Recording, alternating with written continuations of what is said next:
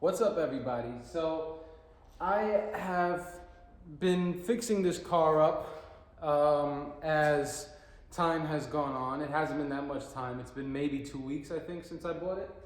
And one of the things that's made it almost undrivable, or at least without cringing and going, is the front struts are bad, but more importantly, especially the front left and the front left strut bearing.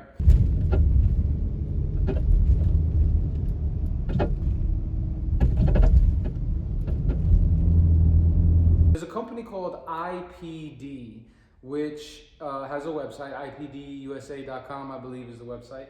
And they are a Volvo specialist, both with aftermarket stuff, and you can get some OEM stuff from them as well. But they have on their website a quick strut for this.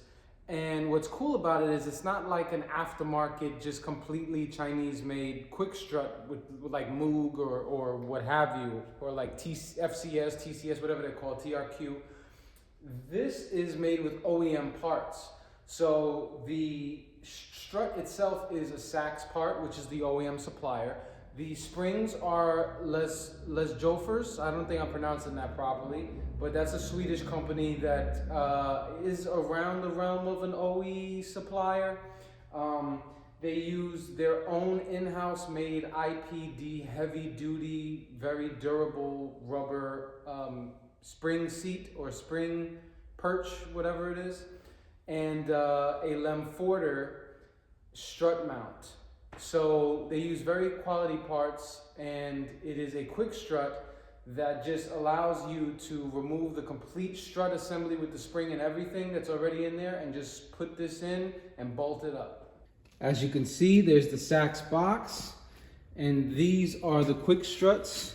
You got the Sachs struts. This is the Les Jofers, I'm sure I'm pronouncing that wrong, springs, Lemforder strut mount, and IPD spring perch seat, whatever you want to call it, spring isolator, and you have all that good stuff in there. My philosophy is you always want to go with original OEM parts when you can, especially when it comes to the suspension, because a lot of the aftermarket stuff just isn't up to snuff. So I'm glad I found out about IPD. They are not sponsoring this video. I'm not affiliated with them in any way, but I'm glad that there is a company out there that supplies parts like this for these cars. I believe FCP Euro used to supply a Sachs quick strut for these cars, but I don't see it on their website anymore. I am shooting this video the Wednesday before Thanksgiving of 2024, so happy Thanksgiving, everybody. And IPD's website is currently having a Cyber Week sale, I believe it is, or Black Friday sale, but it's like a week long, I think. So these were $2.99 a pop when I purchased them a week ago, and if I had waited, they're like $229, $250. I think they're $250 right now, $255, something like that. So you're getting like $40 off each strut assembly, which is pretty cool if you buy them now. But regardless, again, I'm plugging that company because I appreciate the fact that I was able to find these parts for them, from them, but I have no affiliation with them. Just want to let you guys know the deals that are out there for them right now. So without further ado, I'm going to get to changing these struts so that I can feel more comfortable daily driving this car for now.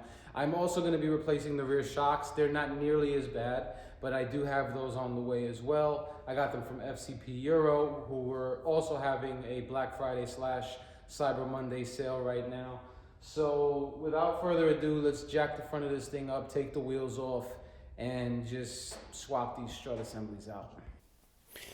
So the car is jacked up. It is on jack stands, and I still have the jack underneath the front because I don't have to remove it to access the sides, which is where the struts are, as you can see right there. So now we're going to remove the wheels, which is a 19mm socket.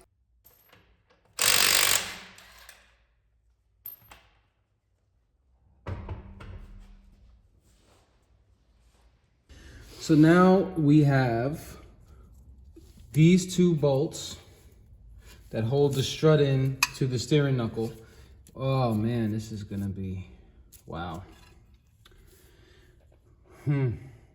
I didn't get new end links because these are not bad yet. But also I'm thinking about getting the IPD sway bars.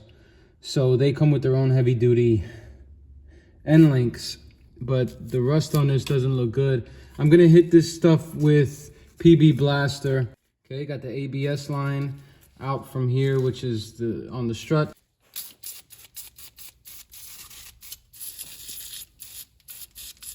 That's got to get up in there, man. All right. Now we're gonna go under the hood. And these probably don't even really need to get sprayed, but we're gonna spray them anyway. These are the 3 nuts on top, and that's all that holds your strut in place. So let's get cracking on that end link because I know that's gonna be the toughest one. All right, so what we have here is a T40 in the center. And thankfully I bought this kit from FCP Euro when I did the rear airbags on my and rear shocks on my 2006 Mercedes E500. It is a pass-through socket set. So this would be an 18 and it goes straight through like so. I'm gonna put an extension on here, hold the center, and then turn the nut. Okay, so you hold the center, you turn the outside, and you're able to back it off. So on the gun, I have the 18, and on the breaker bar, I have the 21. And that came out nice and easy. So now we just take out the bolts. And so when you take the bolts out, you push down on the steering knuckle and you push this out and it just hangs there like so. Then you come up top. These are 13 millimeters. And these do not have a very high torque number, or torque spec, so you could do it by hand. Okay, so as you are removing the top nuts, you want to support the strut because once those come out, it's going to fall.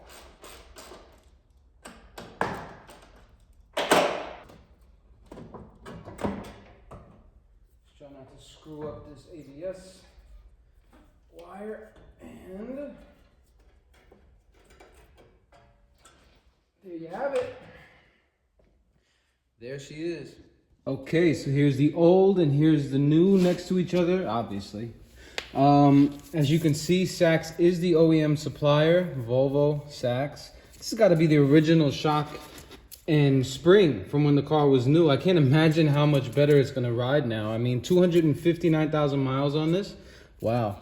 So if you look at the original part number, 824904005 This one is 8249040 is 006689. So I'm not sure what the difference is. Maybe this is just an updated part, or maybe this for some reason is, you know, a different spec, different valved shock. I don't know, but I guarantee it's gonna ride better than this. And if you look at this crap, this was bad. Look at that. Look at the difference. So they also supply you with this piece, which holds that ABS brake line.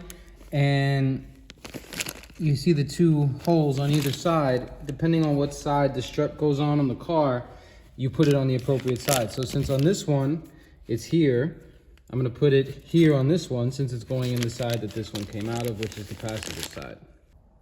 So these little pegs go in the holes. Okay, so you have to be very careful with these because I didn't see these little pegs in there and they blended in with the floor a little bit. But once you put this in here, you put the peg in the hole and push it through, and that spreads the little clip end out so that it doesn't pop back out of the hole. All right, now that that's in, we're gonna get this back in the car. All right, so we're gonna feed the strut back up and in. It has new nuts on top, like I said. So we're gonna feed it up and in.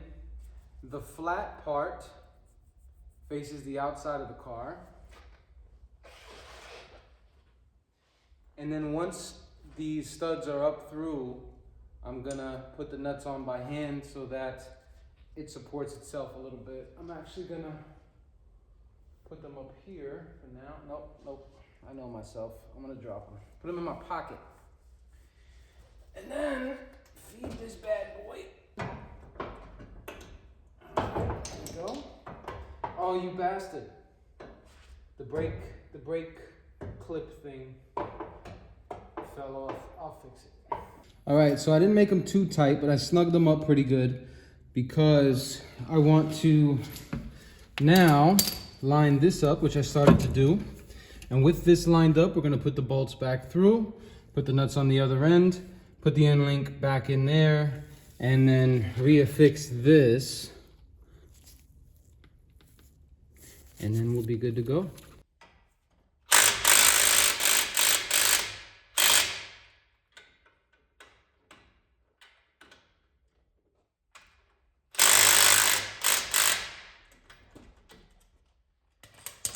That's the proper torque. Okay, now we bring the end link back on through. All right, so that is the finished product. Everything is tight. This is tight. These are tight. This is on. The ABS line is through it, back the way it was.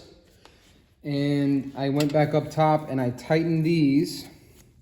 And so the new passenger side Sachs OEM-ish quick strut is in and ready to go. Now I'm just gonna do the same thing for the passenger side. For the driver's side. I'm not gonna record that because it is literally the same process, but I will show you how everything looks when that's done as well. Okay, so it's all done. This is the driver's side. I've got everything tight. I've got everything routed properly. Don't mind that I put the old nuts on top of the new nuts. The old nuts come with built-in washers. The new nuts don't. And I just want to hang on to the old nuts for now. Maybe I'll swap them around at some point and put them back on because I like the idea of more surface area there. I'm not sure yet, but whatever. So this is how it looks with the new struts on. So now I'm going to put the wheels back on and lower the car and take it for a ride and see how it feels. All right, so now I have both sides in and everything's bolted up and ready to go. I just jacked it up again so I can take the jack stands out from under it.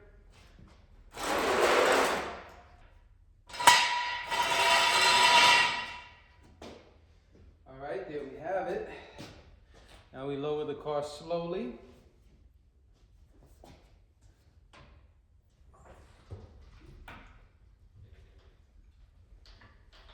Look how much higher the front is than the back now. I know it has to settle, but that's just funny.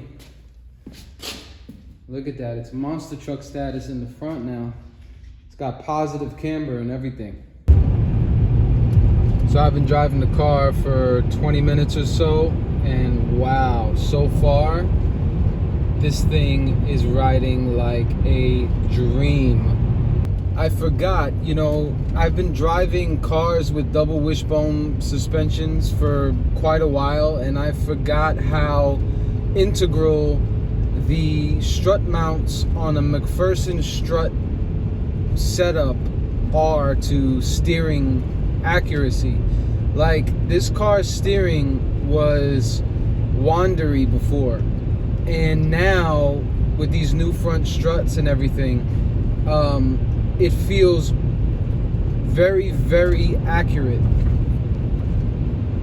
The on-center feel is back.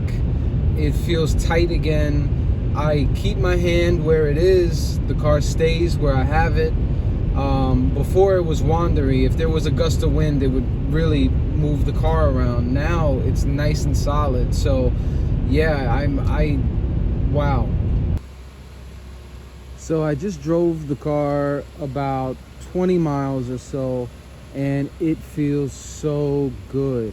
It's already settled a bit, The front might be slightly higher than the rear, but it's not really that noticeable right now.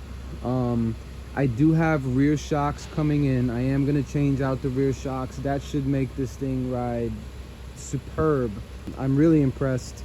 So if anybody has an XC90 and your suspension's a little tired, as long as you don't have the sport suspension, because the part numbers for this, I checked them before I ordered it.